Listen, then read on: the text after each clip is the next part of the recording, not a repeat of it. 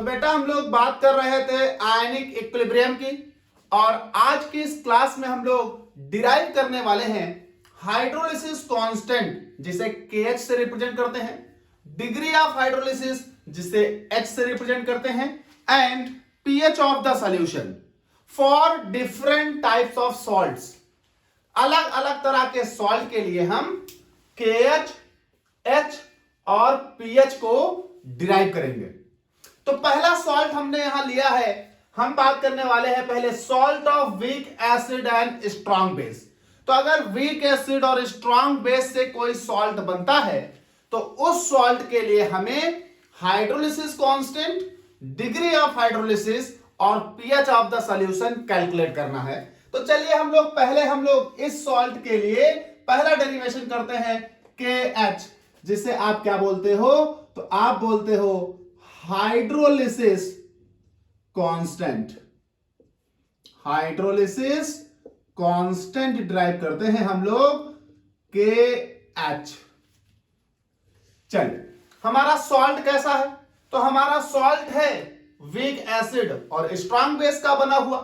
तो मान लीजिए कोई मेरे पास एक सॉल्ट है BA, जो किससे बना है? वीक एसिड और स्ट्रॉन्ग बेस से। तो जब आप उस सॉल्ट की हाइड्रोलिसिस कराओगे तो हाइड्रोलिसिस करने पर आपको मालूम है, मैं पार्ट 6 प्री के नाम से hydrolysis constant, degree of hydrolysis के टर्म समझा चुका हूं।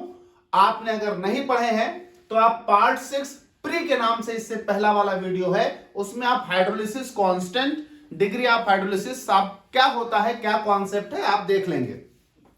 तो हम अगर बात करें किसी भी ऐसे सॉल्ट के लिए जिस सॉल्ट में वीक एसिड और स्ट्रॉन्ग बेस का कॉम्बिनेशन हो, तो जब आप उसे हाइड्रोलाइज करोगे, तो मान लीजिए मेरा ये सॉल्ट है BA, तो हम इस BA को जब हाइड्रोलाइज करेंगे तो हमारे पास वही एसिड और बेस निकलेंगे जिनसे वो सॉल्ट बना था, क्योंकि रिटर्न बैक हो जाता है एसिड और बेस उसके हाइड्रोलाइसिस से। तो BA के हाइड्रोलिसिस से मान लिए हमारा एसिड निकला HA और बेस निकला BOH। तो बेटा एसिड जो हमारा HA निकला है, अब आप गौर करिए, आपने salt of weak acid strong base लिया है, तो जो आपका एसिड निकला है ऑफ कोर्स वो वीक एसिड होगा, और जो बेस निकला है वो ऑफ कोर्स स्ट्रॉन्ग बेस होगा, क्योंकि स्ट्रॉन्ग बेस और वीक एसिड से मिलकर ही आपने क्या बनाया था? सॉल्ट।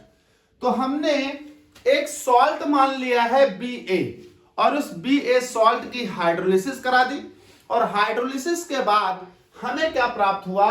एक वीक एसिड और बेटा एक स्ट्रॉन्ग बेस। अगर हम इसका आयनिक फॉर्म लिख लें तो आयनिक फॉर्म देखिए क्या बनेगा। तो ये मेरे पास बनेगा, और सॉल्ट टूट जाएगा B प्लस A माइनस में, वाटर जैसा का तैसा लिख दें।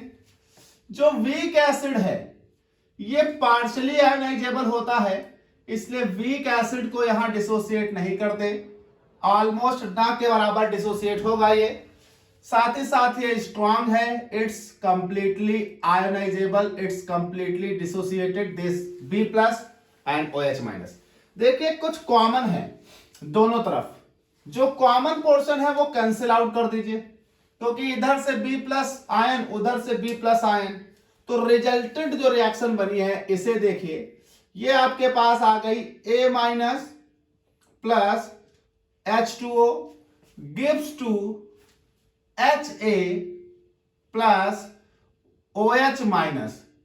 अब आप यहां गौर करिए, इस रिजल्टेंट रिएक्शन में कभी कभी आपसे वो पूछ लेता है, हालांकि कोई आपसे पूछ ले वाइवा में या सो ऑन, कि ये किस तरह की हाइड्रोलिसिस है। सॉल्ट हाइड्रोलिसिस दो तरह की होती है, एनायनिक हाइड्रोलिसिस और कैटायनिक हाइड्रोलिसिस। तो ये आपसे पूछ ले कि ये किस तरह की हाइड्रोलिसिस है, तो जरा गौर करिए, इसमें सब कुछ देखने के बाद जो नेट रिएक्शन आई है, उस नेट रिएक्शन में एनायन हाइड्रोलाइज कर रहा है, एनायन की हाइड्रोलिसिस हो रही है, जो बना रहा है HA यानी वीक एसिड और OH माइनस स्ट्रॉन्ग बेस। तो इस तरह की हाइड्रोलिसिस को आप एनायनिक हाइड्रोलिसिस कहोगे। अगर आपसे पूछे तो यहां जरूरी नहीं है, लेकिन मैं लिख के देता हूं anionic hydrolysis. Hydrolysis. Such type of hydrolysis are called anionic hydrolysis, क्योंकि यहां एनायन की हाइड्रोलिसिस हो रही है। चलिए, हमें बात करनी थी हाइड्रोलिसिस कांस्टेंट की। तो देखिए, इस रिएक्शन के लिए अगर हम law of chemical equilibrium apply करें तो हमें हाइड्रोलिसिस कांस्टेंट प्राप्त हो जाएगा। तो कहा गया according to law of chemical equilibrium, according to law of chemical equilibrium, इस इक्वेशन पे हम लॉ ऑफ केमिकल इक्विलिब्रियम लगाएं तो क्या प्राप्त होगा?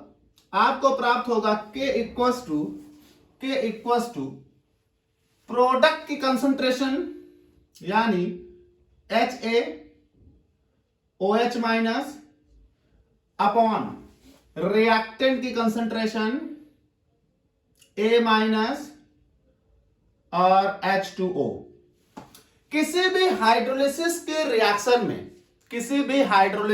रिएक्शन में water is always taken as a excess amount, और वाटर अगर एक्सेस अमाउंट में है, इसका मतलब हाइड्रोलिसिस में इस्तेमाल किया गया वाटर और उसका लिया गया अमाउंट अगर देखेंगे तो लिया गया अमाउंट एक्सेस में है, बहुत ज्यादा लेते हैं हम, इसका मतलब इस्तेमाल किया गया अमाउंट ना के बराबर होता है। इसलिए हमेशा हाइड्रोलिसिस की रिएक्शंस में कंसंट्रेशन ऑफ वाटर, मतलब change in concentration of water remains always constant. तो इसका चेंज ऑलमोस्ट कांस्टेंट लेते हैं, मतलब H2O का कंसंट्रेशन रिमेन्स कांस्टेंट, और अगर इसका कंसंट्रेशन रिमेन्स कांस्टेंट तो इसे इधर भेज दीजिए, दो कांस्टेंट एक साथ लिख देता हूं। तो KH2O equals to HaOH minus upon A minus. अब यहां पर ये दो कांस्टेंट मिलकर हम लिख देते हैं hydrolysis constant multiplied by H2O equals to लिखा जाता है KH, and this KH is called hydrolysis constant. Hydrolysis constant. तो ये मेरे पास हो जाएगा क्या?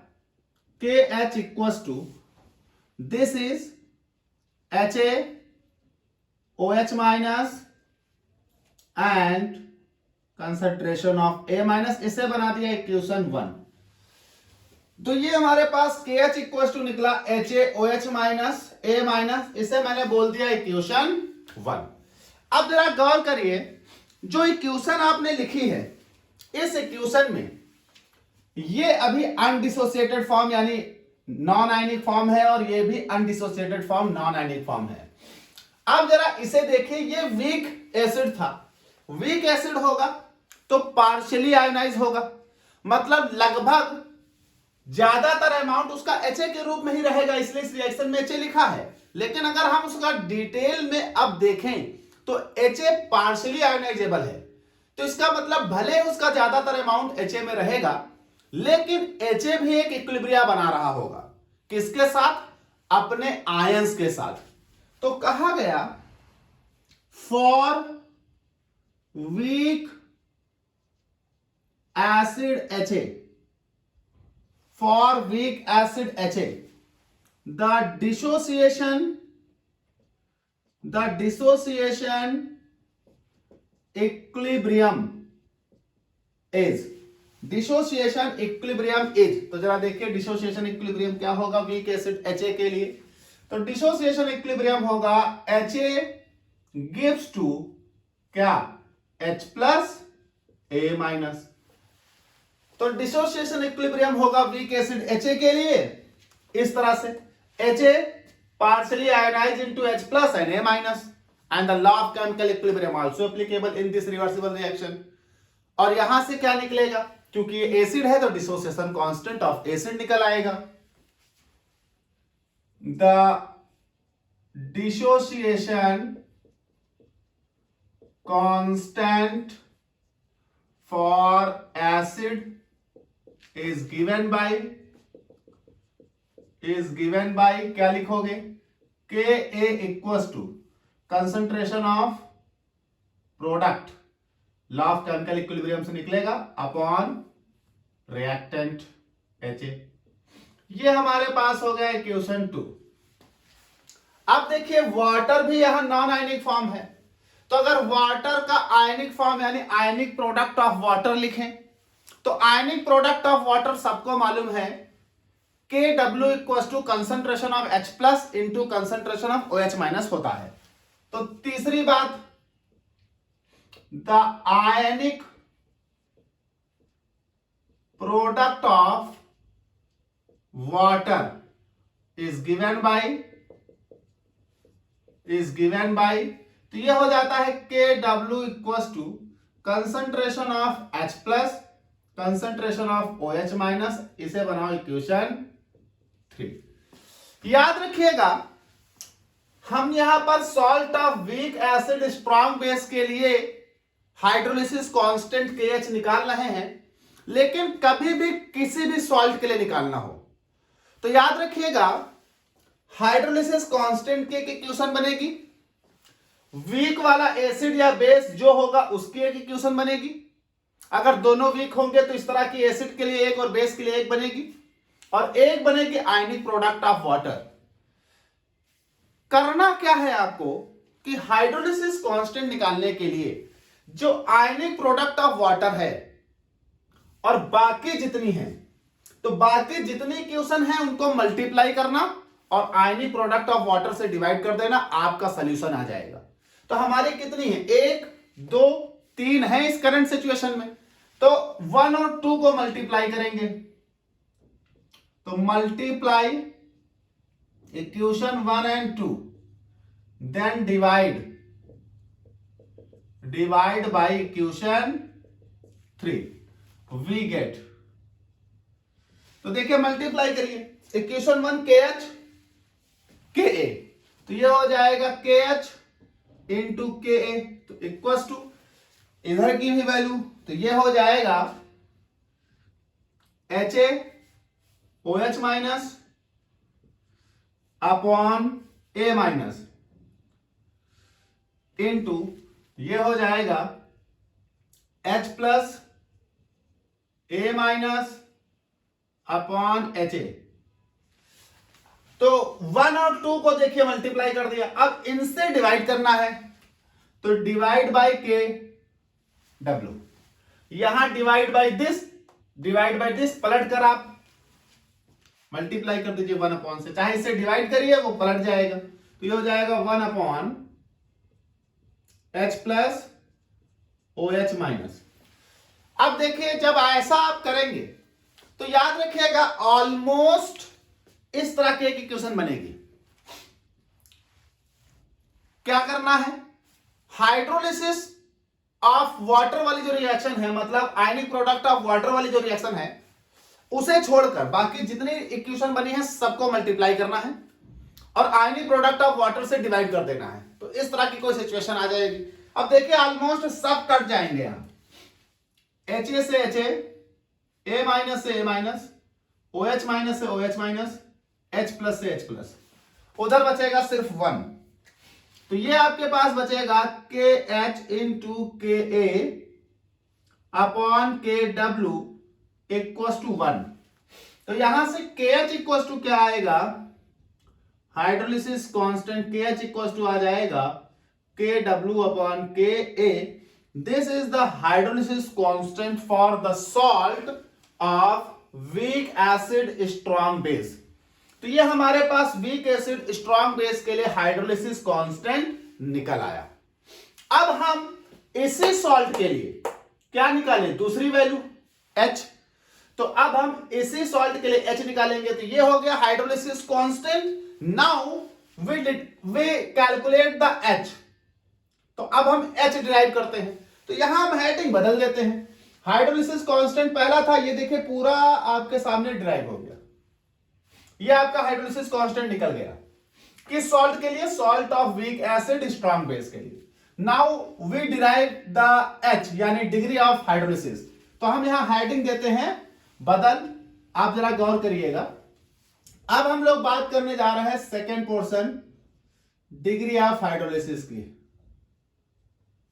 डिग्री ऑफ हाइड्रोलिसिस H इसी सॉल्ट के लिए। जब इसी सॉल्ट के लिए तो इक्वेशन यही रहेगी यहां तक, तो इक्वेशन यही रखनी है।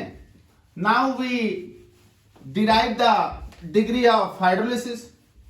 तो अब इसे हम मिटा देते हैं, इसका कोई रोल नहीं, क्योंकि सॉल्ट वही है। तो KH डिटरमाइन हो गया उसके लिए। अब उसी के लिए हमें डिग्री ऑफ हाइड्रोलिसिस डिटरमाइन करनी है। तो now determine the degree of hydrolysis KH। अब देखिए, जब डिग्री ऑफ हाइड्रोलिसिस हम डिराइव करेंगे उसी सॉल्ट के लिए, तो यहां एक चीज आपको देखनी होगी कि आपने इस सॉल्ट की, मतलब ये या ये कहीं पर भी लिख लें, कोई ना कोई इनिशियल अमाउंट लिया होगा। तो मान लीजिए कि हम इस सॉल्ट के लिए एट इनिशियली हमने इसका C मोल पर लीटर लिया है, C मोल पर लीटर। तो प्रोडक्ट्स क्या रहे होंगे? ऑफ कोर्स 0 रहे होंगे। अब ये इक्वेशन शुरू कर दी, मतलब सॉल्ट BA जो है वाटर से रिएक्शन करके हाइड्रोलाइज होना शुरू हो गया और बनाने लगा वीक एसिड और स्ट्रॉन्ग बेस। अब सॉल्ट हाइड्रोलाइज करेगा, वीक एसिड स्ट्रॉन्ग बेस बनेगा, सॉल्ट हाइड्रोलाइज करेगा, वीक एसिड स्ट्रॉन्ग बेस बनेगा। ये दोनों कंबाइन करेंगे, वापस सॉल्ट और वाटर बनाएंगे और एक इक्विलिब्रियम एग्जिस्ट करेगी। तो ये हो गया भैया इनिशियल अमाउंट, हमने C मोल पर लीटर लिया, ये हाइड्रोलाइज करेगा और एसिड और बेस बनाएगा। After some time acid base combine करेंगे और रिटर्न बाय कर देंगे सॉल्ट और वाटर, तो यहां एक इक्विलिब्रियम बन जाएगी। तो अब बात आती है कि एट इक्विलिब्रियम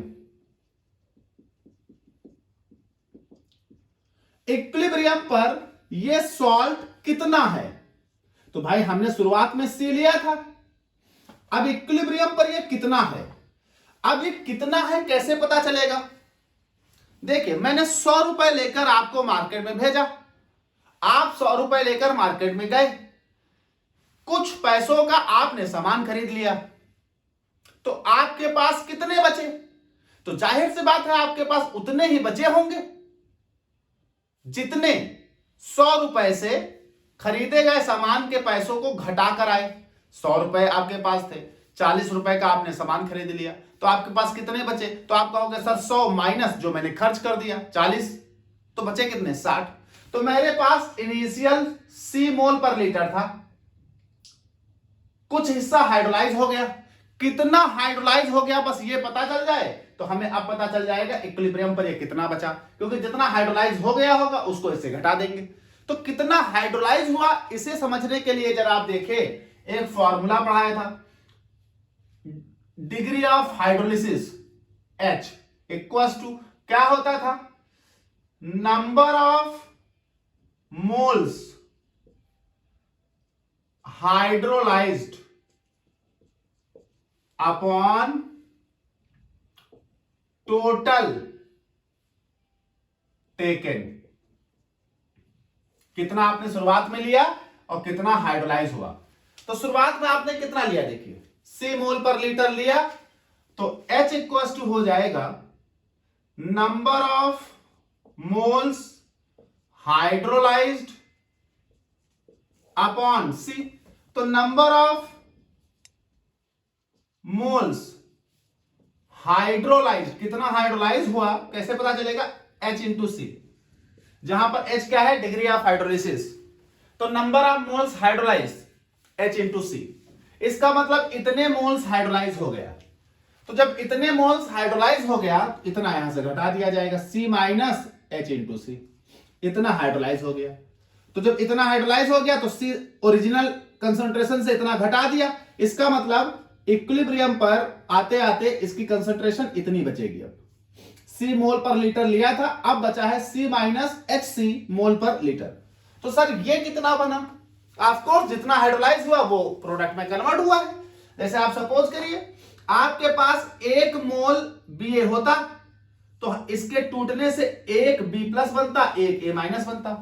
मान लीजिए 5 मोल BA होता, तो इसके टूटने से 5 B प्लस बनते बेटा, 5 A माइनस बनते। तो अगर आपके पास CH मोल टूटा है तो CH मोल Ba टूटने से CH मोल्स B प्लस बनेंगे और CH mole he A minus बनेंगे।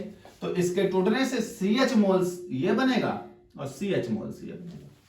तो ये हमारे पास इतना पोर्शन हाइड्रोलाइज हो गया। इसके हाइड्रोलाइज से एसिड भी बना और इसी के हाइड्रोलाइज से बेस भी बना, क्योंकि वो टूटकर दो टुकड़े बने हैं। तो आपके पास एसिड एंड बेस जनरेट हो गए। तो ये आपकी इक्वेशन सेटिस्फाई हो गई।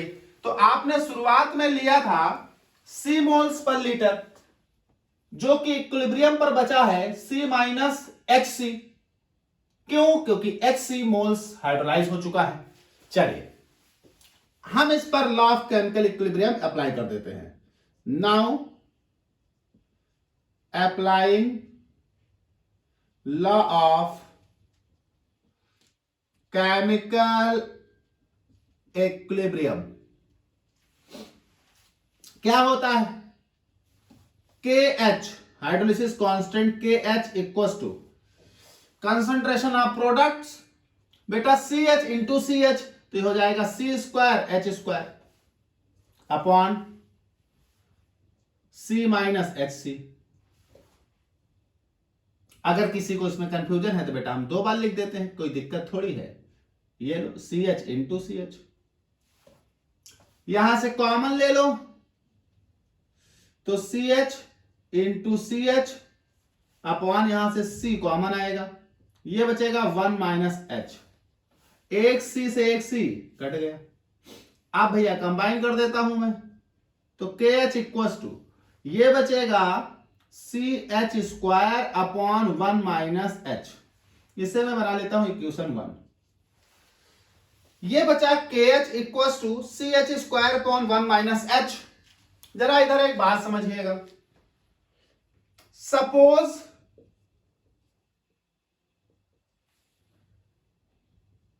the salt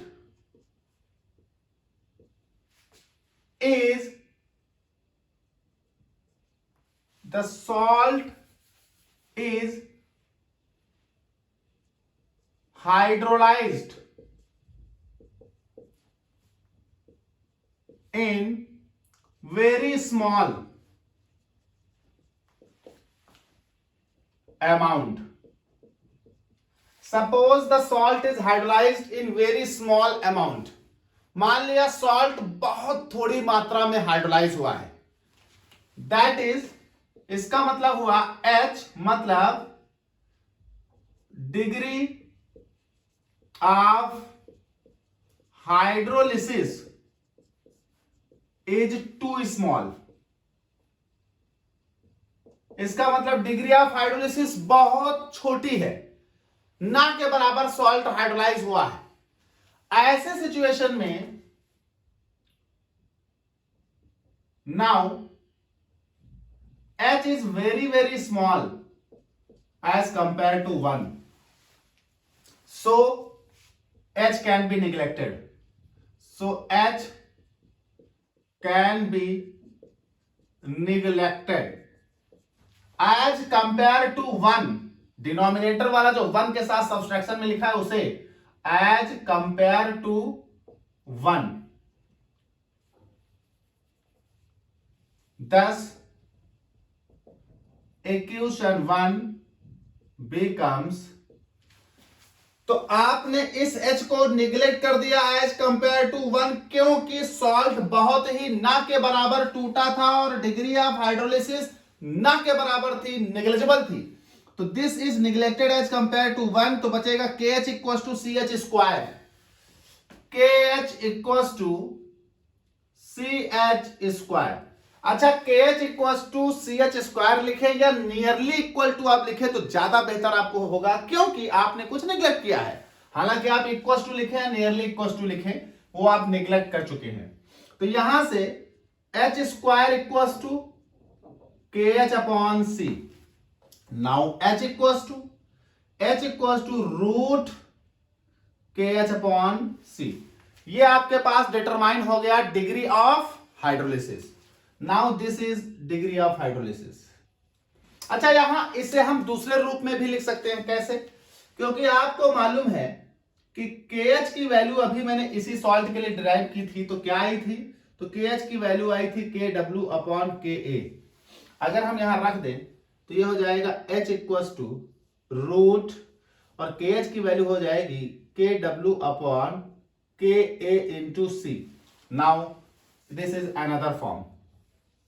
तो ये आपके पास हो गया डिग्री ऑफ हाइड्रोलिसिस। ये आपके पास डिटरमाइन हो गया डिग्री ऑफ हाइड्रोलिसिस किस सॉल्ट के लिए? Salt of weak acid and strong base. तो सॉल्ट ऑफ वीक एसिड और स्ट्रॉन्ग बेस के लिए हमें तीन चीजें डिटरमाइन करनी थी। एक के एच पहले पॉइंट में कर लिया, एक एच ये हमने दूसरे पॉइंट में कर लिया। Now we determine the pH of the solution. इस सॉल्ट के लिए तीसरा पीएच ऑफ द सॉल्यूशन क्या होगा? तो हम यहां पर हेडिंग तीसरा डाल लेते हैं, पीएच ऑफ सॉल्यूशन इसी सॉल्ट के लिए चल रहा है अभी। तो ये मेरे पास हो गया third point, pH of solution. अब चूंकि सॉल्ट वही है तो इक्वेशन में तो कोई चेंज आने से रहा, सिर्फ और सिर्फ डेरिवेशन बदलना है, इक्वेशन यही रहेगी, सब ऐसे ही इसी सॉल्ट के लिए हमें डिराइव करना है। तो ये मेरे पास हो गया अब पीएच ऑफ सॉल्यूशन, यानी तीसरा डेरिवेशन। जरा इसके लिए देख लीजिए। देखिए ये आपके पास वही सॉल्ट है, वही इक्वेशन है और एट इनिशियल जो कंसंट्रेशन लिया था सब वही है। पीएच के लिए हमें क्या चाहिए होता है? पीएच के लिए हमें चाहिए होता है कंसंट्रेशन ऑफ H प्लस। लेकिन सर इस इक्वेशन में तो H प्लस है नहीं। याद रखिएगा जब H प्लस ना हो तो OH माइनस की कंसंट्रेशन ले लेना, OH माइनस से भी हम पीएच निकाल लेंगे। कैसे? जरा देखिए, इस इक्वेशन से देखने पर हमें OH माइनस की कंसंट्रेशन कितनी दिख रही है? CH। तो फ्रॉम अबव इक्वेशन ये कंसंट्रेशन ऑफ OH माइनस हो गई कितनी? CH। Concentration of OH minus CH। We know that क्या हमें पता है ionic product of water KW equal to होता है H प्लस और OH माइनस के कंसंट्रेशन का प्रोडक्ट। तो यहां से हम निकालेंगे H प्लस, तो H प्लस इक्वल टू हो जाएगा KW अपॉन OH माइनस, और OH माइनस ये देखिए CH दिया है, तो नाउ यहां से हो जाएगा ये KW अपॉन CH। तो H प्लस की कंसंट्रेशन इक्वल टू हो गया KW अपॉन CH। तो जरा गौर करिए, H प्लस की कंसंट्रेशन KW अपॉन CH की है और आपको H की वैल्यू पता है, अभी निकाली है, H की वैल्यू पता है। तो जरा देखिए ये होता है H की वैल्यू, सिंस अभी निकाला है H इक्वल टू रूट, ये होता है हमारे पास KW अपॉन KA इंटू सी, H की वैल्यू। तो ये हो गया मेरे पास, इसे रख दीजिए यहां, इसे बना लीजिए इक्वेशन 1। तो लिख देते हैं putting H equal to KW upon K into C root का in equation 1 we get, so what we get रखिए। तो यह हो जाएगा H plus equal to KW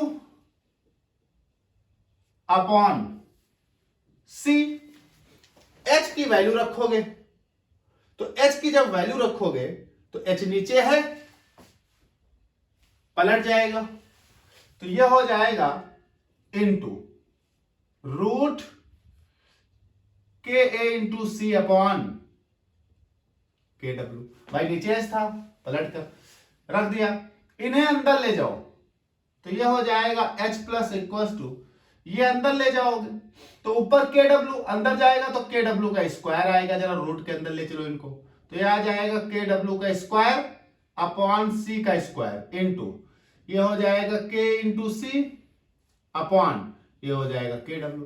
तो एक KW से एक KW कटेगा, एक C से एक C कटेगा, तो ये बचेगा H plus equal to root KW into KA upon C। This, इसे बना लीजिए इक्वेशन 2। हमें चाहिए पीएच, और आपको मालूम है पीएच जो होता है, pH equal to minus log concentration of H plus होता है। तो कंसंट्रेशन ऑफ H प्लस दिया है सर, पीएच के लिए लॉग H प्लस की कंसंट्रेशन चाहिए, तो इसमें दोनों तरफ लॉग ले लीजिए। तो taking log in both side of equation 2 we get, तो लॉग लिया तो यह हो गया लॉग ऑफ H प्लस, यही चाहिए था पीएच बनाने के लिए। तो log of concentration of H plus equal to ये हो जाएगा log of root KW into K upon C। अच्छा, रूट को हम क्या लिख सकते हैं, तो रूट को हम वैल्यू द पावर हाफ लिख सकते हैं, तो इस वैल्यू का पावर हाफ लिखा जाएगा। तो log H plus equal to ये लिखा जाएगा लॉग, ये हो जाएगा KW into KA upon C की पावर हाफ। बेटा log m the power n का फॉर्मूला लगेगा। क्या होता था फॉर्मूला, यहां लिखे देता हूं। तो ये होता था log m the power n equal to होता था n log m। तो log m the power n, तो ये 1/2 आगे आ जाएगा। ये हो जाएगा log h plus equal to 1/2 log, ये हो जाएगा KW into KA upon C।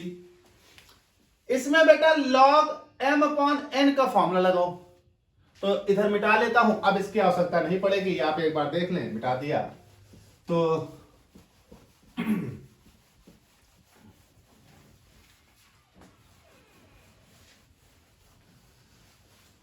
log m upon n का फॉर्मूला लगाओ, तो क्या होता है log m upon n equal to होता है log m minus log n। तो m अपॉन n, तो ये हो जाएगा log h plus equal to 1/2, bracket में लिखेंगे क्योंकि ये 1/2 सब पर जाएगा, तो ये आ जाएगा log m यानी KW into KA minus log C, तो ये हो जाएगा दिस। अब यहां log m इंटू n लगा दो, तो ये फॉर्मूला होता है log m into n equal to log m plus log n। Now applying this, तो ये हो जाएगा log h plus equal to 1/2 of log KW plus log KA minus log C। तो नाउ m इंटू n हो गया m plus n, this and this. अब बेटा जरा इसको गौर करो, ये प्लस का है और वैल्यू होती है माइनस कितना pH के बराबर होता है, तो दोनों तरफ निगेटिव कर दो, तो और इसको हम क्या लिखेंगे minus log H plus, no problem, इधर भी सर माइनस किए दे रहे हैं, minus 1/2 log KW plus log KA minus log C। Sir this is pH, तो होता क्या है minus log of H plus equal to कहलाता है pH, तो रख दीजिए, तो ये बनेगा pH इक्वल, चाहे माइनस बाहर लिखा रहने दीजिए चाहे अंदर भेज दीजिए, सारी वैल्यूज निगेटिव वाली पॉजिटिव, पॉजिटिव वाली निगेटिव रहेंगी, मैं बाहर ही लिखा रहने देता हूं। माइनस 1/2 ये हो जाएगा log KW plus log KA minus log C, तो ये मेरे पास आ जाएगा pH उस सॉल्ट के लिए जिसके लिए हम लोग अभी KH और H निकाले हैं। अगर आप इस माइनस को अंदर ले लेते हैं तो जरा देखें, कोई प्रॉब्लम नहीं, माइनस अंदर ले लीजिए, तो pH इक्वल टू 1/2, माइनस अंदर लेते ही माइनस वाला प्लस हो जाएगा, प्लस वाले माइनस हो जाएंगे, तो माइनस वाला प्लस हो जाएगा, तो आप इसे लिखेंगे log C, ये माइनस का हो जाएगा तो ये लिखा जाएगा log KW, ये माइनस का हो जाएगा तो ये हो जाएगा log KA, किसी भी रूप में आप लिख दीजिए, दोनों एक ही चीजें लिखी हैं। तो ये हमारे पास हो गया pH किस सॉल्ट के लिए, salt of weak acid strong base के लिए। तो salt of weak acid strong base के लिए हम लोगों ने तीन चीजें यहां डिटरमाइन कर ली, एक KH, दूसरा H और तीसरा pH। और हेडिंग जो थी हमारी expression of KH, H and pH of different type of salt. तो हमने KH, H और pH different type of salts के अंतर्गत पहले सॉल्ट के लिए निकाल लिया, salt of weak acid and strong base. Next अगले वीडियो में हम यही ड्राइव करेंगे फिर से, लेकिन सॉल्ट हमारा A से B हो जाएगा। अगली बार हम करेंगे salt of strong acid weak base.